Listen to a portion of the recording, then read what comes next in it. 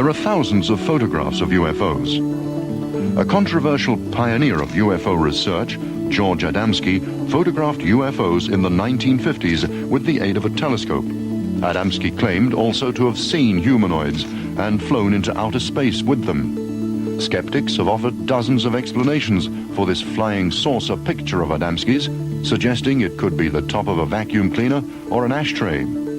A photograph alone can never be final proof, because trick photography allows hundreds of possibilities.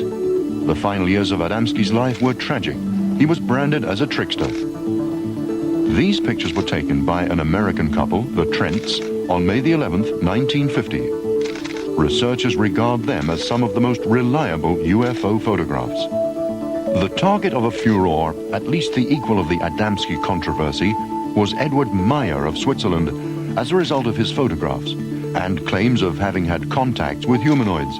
Even before his claims were investigated, he was labeled the UFO hoaxer of the century. Meier claimed to have been in contact with humanoids who were replaced at intervals of 11 years, the same rhythm as the changes in sunspot activity. Creatures from the Pleiades galaxy told Meier that they were cautious about approaching humans because they didn't want to give rise to a new religion. Meier's pictures show 5 different types of UFO. The investigation into the Meier case was led by Lieutenant Colonel Wendell Stevens of the United States Air Force, who had studied UFOs since the 1940s. He has a file of 3,000 UFO photographs.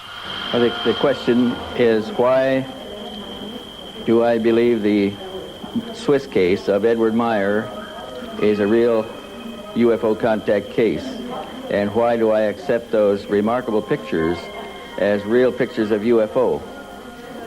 I must say that in the course of the investigation, we found not one photographer, but we found 5 photographers, 5 different photographers, all involved in this one case.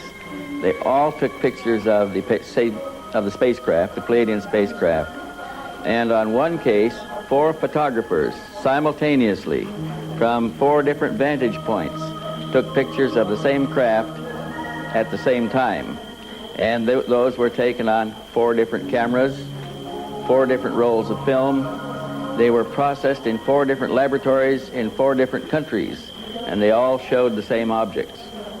Apart from that, we took 4 of the best pictures, 1 from each of 4 different cases, to the United States with us, where we put them through exhaustive testing, for which more than $60,000 was paid for testing by every known means in modern technology.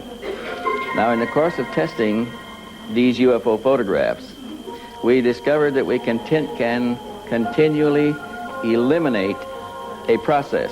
We can always eliminate one more process known in phototechnical circles as processes for faking pictures. And we successfully eliminated all known processes of technically producing pictures and end up with something unknown. We do not know how these pictures were made unless they were made in real time, a real spacecraft, as alleged by Mr. Meier.